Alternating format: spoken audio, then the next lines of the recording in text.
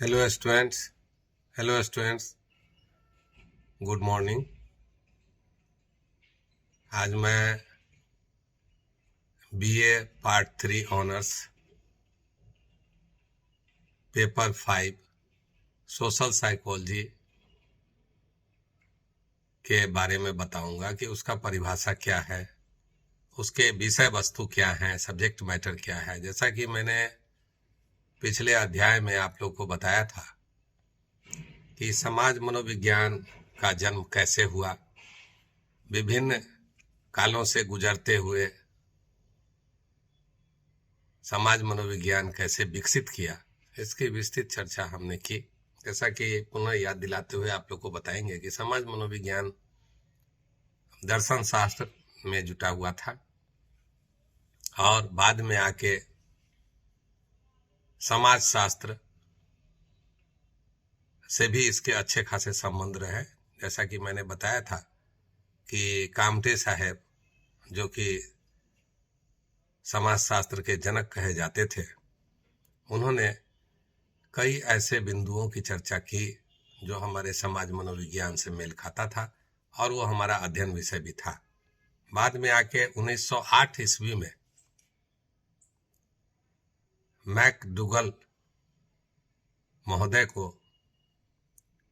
William McDougall महोदय को ऐसा माना जाता है कि समाज मनोविज्ञान की शुरुआत की और विशेष अध्ययन प्रारंभ किया।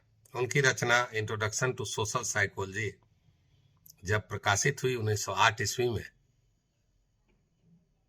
तो सोशल इंटरैक्शन को आधार मान के, सामाजिक अंतःक्रिया को आधार मान के उन्होंने समाज मनोविज्ञान की नींव रखी और अध्ययन शुरुआत किया, जिसका बाद में उत्तरोत्तर काल में काफी मनोवैज्ञानिकों ने उसको विकसित किया और विभिन्न परिभाषाएं भी समाज मनोविज्ञान की दी जाने लगी, जिसमें से 1962 ईस्वी में किम्बल यंग की परिभाषा प्रमुख थी, जिसमें उन्होंने कहा कि समाज मनोविज्ञान व्यक्तियों के पारस्परिक अंतःक्रियाओं का तथा इन अंतःक्रियाओं के व्यक्ति विशेष के विचारों, भावनाओं, संवेगों एवं आदतों पर पड़ने वाले प्रभाव का अध्ययन करने वाला विज्ञान है। उसी तरह क्रचफील्ड एंड वेलेची ने भी बताया कि समाज मनोविज्ञान समाज में व्यक्ति के व्यवहारों का अध्ययन करता है। बहुत ही सिंपल शब्दों में उन्होंने बोला। क्रचफील्ड और वेलेची ने 1962 में ही परिभाषित करते हुए उन्होंने बताया कि व्यक्ति के व्यवहारों का एवं अनुभवों का अध्ययन करने वाला शास्त्र समाज मनोविज्ञान है। आगे चलकर विभिन्न बहुत से मनोवैज्ञानिक हुए जिन्होंने इसको परिभाषित करने का काम किया। फील्डमैन 1985 की परिभाषा में उन्होंने कहा कि समाज मनोविज्ञान एक ऐसा विज्ञान है जिसमें किस तरह से किसी व्यक्ति के चिंतन, भावनाएं एवं क्रियाएं दूसरे के द्वारा प्रभावित होती है, इसका अध्ययन करने वाला शास्त्र है। मायर्स ने भी 1988 में परिभाषित करते हुए समाज मनोविज्ञान को कहा कि मनुष्य किसी भी घटना विशेष में किस तरह से रिएक्ट करता है, किस तरह से सोचता है, दूसरे को कैसे प्रभावित होता है और एक दूसरे से वह किस तरह से एसोसिएटेड या संबंधित है, इसका विज्ञान, इसका अध्ययन करने वाला, इन विषयों का अध्ययन करने वाला ही शास्त्र जो है वह समाज मनोविज्ञान कहलाता है। इस तरह से विभिन्न मनोवैज्ञानिकों ने अलग अलग तरीके से परिभाषित तो जरूर किया, लेकिन न्यूकॉम्ब ने 1962 ने जो परिभाषा दी कि ऐसे व्यवहारों को अंतःक्रिया की संज्ञा दी और समानता को ध्यान में रखते हुए समाज मनोविज्ञान की एक सामान्य परिभाषा उन्होंने दी और जितनी भी परिभाषाएं थी उसको कुछ क्लासिफिकेशन किया, उसकी कुछ विशेषताओं के बारे में बताया और एक बताया कि समाज मनोविज्ञान सबसे पहली बात है कि समाज मनोविज्ञान एक विज्ञान है और वह विज्ञान सामान्य मनोविज्ञान की एक शाखा के रूप में है, मनोविज्ञान की ही एक शाखा है। समाज मनोविज्ञान में व्यक्ति के व्यवहारों, अनुभवों, विभिन्न तरह की अंतःक्रियाओं का अध्ययन किया जाता है और यह अध्ययन सोशल सिचुएशन से रिलेटेड होता है। सामाजिक परिवर्तन सामाजिक स्थिति के आधार पर किया जाता है। तो इन परिभाषाओं के आधार पर यह तो स्पष्ट हो गया कि मनोविज्ञान एक अंतःक्रिया का अध्ययन करता है। न्यूकॉम्ब ने इसकी परिभाषा अंतःक्रिया की व्याख्या करते हुए उन्होंने बताया कि अंतःक्रिया एक ऐसी प्रोसेस है, ऐसी क्रिया है जैसे जिसमें एक व्यक्ति वैसे व्यक्ति का रिस्पॉन्स करता है जो प्रत्यक्षण करके उसके प्रति भी अनुक्रिया करता है। इसका अर्थ यही था कि जब हम किसी घटना विशेष पर कोई प्रतिक्रिया करते हैं या कोई व्यक्ति के बारे में अपना अनुभव बताते हैं, तो दूसरा जो इसके बारे में हम ऐसा अनुभव बताते हैं या अनुभूति पैदा करते हैं, दूसरा व्यक्ति भी हमारे बारे में कुछ अनुभूति और कुछ व्यवहार करता है। अंतःक्रिया भी न्यूकॉम्ब के अनुसार दो तरह से होता है, एक फेस टू फेस और एक सिंबॉलिक। जैसे जब हम किसी से बात करते हैं, पत्र लिखते हैं, टेलीफोन पर बात करते हैं, मेल भेजते हैं, तो वहां फेस टू फेस तो मेरा रिलेशन नहीं होता है, सिंबॉलिक रिएक्शन होता है और सिंबॉलिक इंटरएक्शन होता है दो व्यक्तियों के बीच, दो समाज के बीच, दो समूह के बीच। तो जिसको संप्रेषण कम्युनिकेशन किया जाता है, जो संवाद, उसके प्रति जो प्रत्युत्तर होता है और उसके आधार पे जो हमारा व्यवहार होता है, उस अंतःक्रिया को ही प्रतीकात्मक अंतःक्रिया या सिंबॉलिक इंटरैक्शन कहा जाता है। दूसरा, जैसा कि नाम से स्पष्ट है, फेस टू फेस इंटरैक्शन या फेस टू फेस अंतःक्रिया। यदि कोई व्यक्ति सामने में अजय नाम का व्यक्ति विजय नाम के व्यक्ति से पूछता है कि तुम क्या कर रहे हो, कहाँ जा रहे हो, और उसके आधार पे जो उत्तर देता है, उस अंतःक्रिया, उस उत्तर को ही हम लोग जो है सो फेस टू फेस इंटरैक्शन कहते हैं। उसके उत्तर के आधार पे जो अनुभूति और व्यवहार दोनों एक दूसरे में पैदा होता है, पूछने वाले में और उत्तर देने वाले में, इसी को हम लोग फेस टू फेस इंटरैक्शन कहते हैं। ये जो स्पष्ट कर दिया समाज मनोवैज्ञानिकों ने कि सोशल इंटरैक्शन मुख्यतः तीन तरह का होता है। व्यक्ति या व्यक्ति के बीच में अंतःक्रिया हो सकती है, एक व्यक्ति से दूसरे व्यक्ति के बीच में हो सकती है, दूसरा है कि व्यक्ति और समूह के बीच में अंतःक्रिया होती है। एक तरफ एक व्यक्ति अकेला होता है और दूसरा तरफ सोसाइटी होता है, समूह होता है, ग्रुप होता है। और तीसरा जो अंतःक्रिया है वह एक समूह का दूसरे समूह के बीच होता है, एक जाति का दूसरे जाति के बीच होता है, एक देश का दूसरे देश के बीच हो सकता है, एक परिवार का दूसरे परिवार के बीच हो सकता है। इन तीनों प्रकार की अंतःक्रियाओं का समावेश समाज मनोविज्ञान के एक विषय वस्तु के रूप में होता है। क्रचफील्ड एवं वेलेसी ने 1962 में इसी को परिभाषित करते हुए कहा कि social psychology is the science of interpersonal behaviour. इससे स्पष्ट हो गया कि मनोविज्ञान का, समाज मनोविज्ञान का विषय वस्तु क्या था। अब हम दूसरे पार्ट में सामाजिक व्यवहार, स्वरूप एवं विश्लेषण की स्तर की चर्चा करेंगे कि इसका नेचर क्या है। इसको बताते हुए समाज मनोवैज्ञानिकों ने समाज व्यवहार के स्वरूप तथा कारणों के अध्ययन पर बल दिया और इसे 5 भागों में बांटा है कि कौन कौन सा ऐसा स्वरूप है या सामाजिक व्यवहार है जो दूसरों की विशेषताओं से प्रभावित होता रहता है। जिसमें पहला बोला कि अन्य लोगों की विशेषताएं एवं व्यवहार। इसका मतलब यह हुआ कि behaviour and characteristics of other, कि व्यक्ति अन्य लोगों के व्यवहार और विशेषताओं के आधार पर ही कोई एक्टिविटी करता है। जैसे किसी व्यक्ति के सामने एक सुंदर स्त्री, सुंदर पुरुष यदि प्रस्तुत होता है तो उसके प्रति उसका व्यवहार स्वाभाविक है कि वैसे व्यक्ति के बनिस्पत जो देखने में कुरूप हो, जो देखने में कम आकर्षक हो, एक विभिन्न तरह का होगा। अर्थात दोनों के व्यवहार में खास भिन्नताएं नजर आएंगी। अब है कि आप भी प्रभावित होते हैं दूसरों के व्यवहार से।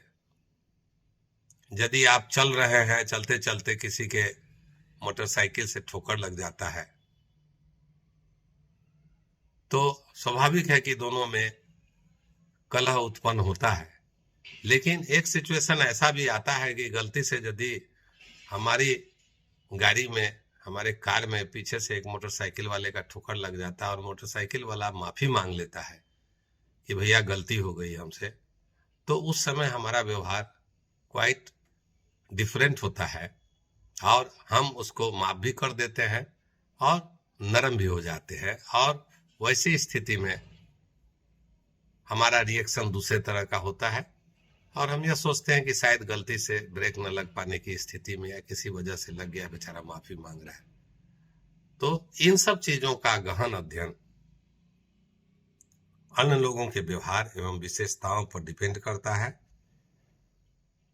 दूसरा है कि सोशल कॉग्निशन या सामाजिक संज्ञान। सामाजिक संज्ञान का अर्थ यह है कि अपने चिंतन, प्रत्यक्षण, विश्वास, मनोवृत्ति, स्मृति आदि के कारण दूसरे का भी व्यवहार, दूसरे के प्रति व्यवहार भी बदलता रहता है और प्रभावित होता रहता है। अब यदि हम एक उदाहरण के स्वरूप से समझते हैं कि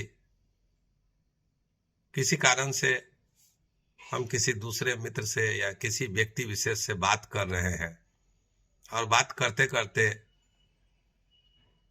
मोबाइल से बात होना बंद हो जाता है, तो आदमी के व्यवहार, मनोवृत्ति और प्रत्यक्षण, चिंतन आदि के आधार पर उसका व्यवहार प्रभावित होता है और वह कई तरह का चिंतन करने लगता है और एटीट्यूड के वजह से वो कई तरह का निर्णय लेने लगता है।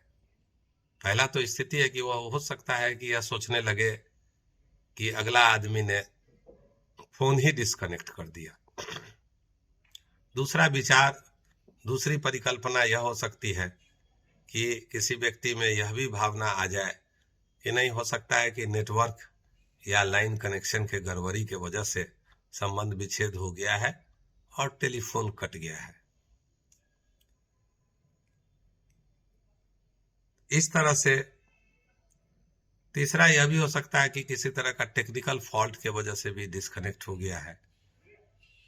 चौथा यह भी विचार उत्पन्न हो सकता है कि हमने किसी बात को लेकर जो उत्तर दिया, उस उत्तर से जिस आदमी से मेरी बात हो रही थी वो नाखुश होकर फोन को काट दिया है। तो तरह तरह का किसी घटना विशेष पर जो हमारा रिएक्शन होता है, प्रतिक्रिया होती है, जो हम व्यवहार करते हैं, वह सोशल कॉग्निशन अर्थात हमारे खुद के चिंतन, प्रत्यक्षण, विश्वास, मनोवृत्ति, स्मृति इत्यादि पर भी निर्भर करता है। तीसरा है इन्वायरमेंटल वेरिएबल्स या एनवायरमेंटल फैक्टर्स। सामाजिक व्यवहार की उत्पत्ति का बहुत बड़ा कारण है इन्वायरमेंटल फैक्टर्स या कारण। जैसे गर्मी के दिनों में हमारे सोच का किसी घटना विशेष पर क्या सोच होगा, ठंड में हमारे सोच का स्तर क्या होगा, किसी घटना विशेष पर हम किस प्रकार का प्रतिक्रिया देंगे। उसी तरह से बरसात में, उसी तरह से आंधी आने पर, आग लगने पर और अत्यधिक आवाज की स्थिति में मेरा व्यवहार क्या होगा, क्या चिड़चिड़ापन होगा, क्या हम आक्रोश में रहेंगे, क्या तनाव में रहेंगे। अधिक भीड़ भाड़ वाले जगहों में एक्सेसिव क्राउडिंग वाला जो एरिया है, वहां जहां ज्यादा पोल्यूशन है, वहां पे मनुष्य का व्यवहार किस तरह का होगा, समाज का व्यवहार किस तरह से होगा, इन सब चीजों का इस इन्वायरमेंटल फैक्टर्स के कारण व्यवहार बदलता रहेगा, तो बदलता रहता है। तो इसका अध्ययन इन सब तत्वों में किया जाता है, इस क्षेत्र में किया जाता है। चौथा है सोशल या सोशियो कल्चरल फैक्टर्स। हर व्यक्ति का सामाजिक व्यवहार की उत्पत्ति का विश्लेषण एक स्तर सामाजिक सांस्कृतिक कारक भी है। व्यक्ति का सामाजिक व्यवहार इस तत्व से बराबर प्रभावित होता रहता है कि आपका सोशल नॉर्म्स क्या है, किस तरह से एक व्यक्ति को दूसरे व्यक्ति के प्रति, एक समाज के प्रति व्यवहार करना चाहिए। यह हमारा सोशियो कल्चरल फैक्टर्स हमको सोशलाइजेशन के क्रम में बच्चों में सिखाया जाता है। बच्चे सीखते हैं सामाजिकरण की प्रक्रिया द्वारा। मान लीजिए कि हम भाई बहन आपस में बात कर रहे हैं, उसी समय परिवार के गार्जियन पिताजी आ जाते हैं, या माता जी आ जाती हैं, या दादा या दादी जी आ जाती हैं, या कोई बड़े भाई आ जाते हैं, या मान लीजिए कि कोई अतिथि ही आ जाता है, पारिवारिक मित्र आ जाते हैं। तो इन सारी परिस्थितियों में हमारे बातचीत का जो तरीका रहता है उसमें बदलाव देखा जाता है। अर्थात यह तय हो गया कि जो हमारा कल्चरल फैक्टर्स है, सांस्कृतिक कारक के वजह से व्यवहार में परिवर्तन हम लोग में आ जाता है। तो नेक्स्ट जो है और अंतिम, जो कि सामाजिक व्यवहार की उत्पत्ति में वह भी अपना बहुत महत्वपूर्ण स्थान रखता है, वह है जैविक कारक या बायोलॉजिकल फैक्टर्स। यह जन्मजात पहलू होता है और व्यक्ति विशेष में वैयक्तिक भिन्नता के कारण एक दूसरे व्यक्ति में अंतर पाया जाता है। हर व्यक्ति का बायोलॉजिकल फैक्टर्स के कारण समाज के प्रति व्यवहार करने का और दूसरों से प्रभावित होने की मात्रा में अंतर पाया जाता है। कोई व्यक्ति सोशल इंफॉर्मेशन के विश्लेषण करने की जितनी क्षमता एक व्यक्ति में होती है, कोई जरूरी नहीं है कि दूसरे व्यक्ति में भी उतना ही क्षमता हो। तो यह व्यक्ति पर निर्भर करता है कि सोशल इंफॉर्मेशंस को वह किस तरह एक्सेप्ट करता है और उसके रिएक्शन में उसका व्यवहार किस तरह से होता है। दूसरा है इंडिविजुअल डिफरेंस। वैयक्तिक भिन्नता इसी कॉन्टेक्स्ट में व्याख्या की गई है कि हर व्यक्ति में एक समान किसी व्यवहार के प्रति उत्तर देने का या अनुक्रिया करने की प्रक्रिया नहीं देखी जाती है। हो सकता है कि हम किसी खास उद्दीपन के प्रति मेरी प्रतिक्रिया कुछ दूसरी हो, समूह के दूसरे लोगों का कुछ दूसरा हो। उसी तरह किसी समाज, किसी ऑर्गेनाइजेशन, किसी ऑफिस या किसी स्कूल कॉलेज के प्रति हमारा जो नजरिया है और दूसरे का नजरिया है, दोनों में अंतर पाया जाता है। तो सामाजिक व्यवहार की जो उत्पत्ति है उसके विश्लेषण के क्रम में जब हम इन चीजों पर चर्चा करते हैं तो पाते हैं कि कई कारणों से हमारा सामाजिक व्यवहार प्रभावित होता रहता है और सामाजिक व्यवहार की उत्पत्ति भी विभिन्न कारणों से विभिन्न स्थानों पर विभिन्न व्यक्तियों में अलग अलग पाई जाती है। तो आज जो हमने सोशल साइकोलॉजी का डिफिनीशन दिया और उसके स्वरूप के बारे में स्पष्ट करते हुए यह बताया कि सामाजिक व्यवहार की उत्पत्ति में कौन कौन से ऐसे कारक होते हैं जो सामाजिक व्यवहार को उत्पन्न करने के लिए उत्तरदायी होते हैं, और वह सामाजिक व्यवहार किस तरह से उत्पन्न होगा, क्यों होगा, इसकी विस्तृत चर्चा हम लोगों ने आज के इस अध्याय में की। यह सोशल इंटरैक्शन का बहुत बड़ा पार्ट है यह वीडियो। हमें लगता है कि छात्रों को इससे लाभ लेना है और इससे संबंधित कोई जानकारी, कोई परीक्षा हो तो वह भी हम लोग को शेयर करना चाहिए। अब जो नेक्स्ट क्लास है उसमें हम लोग बात करेंगे कि समाज मनोविज्ञान का जो फील्ड है, कार्य क्षेत्र क्या है या उसका स्कोप क्या है, इन चीज़ों पर हम लोग नेक्स्ट क्लास में चर्चा करेंगे। और अंत में हम लोग चर्चा करेंगे कि मनोविज्ञान का, समाज मनोविज्ञान का अन्य मनोविज्ञान, अन्य विषयों से, मानव शास्त्र से या अन्य विषयों से, अन्य विभागों से इनका क्या संबंध है। तो आप लोग से निवेदन है कि आप लोग इस वीडियो को देखिए, सुनिए, समझिए। कोई क्वेरी हो, जानकारी प्राप्त करनी हो या कोई नई जानकारी हमें भी देनी हो तो आप बताइएगा। बहुत बहुत धन्यवाद।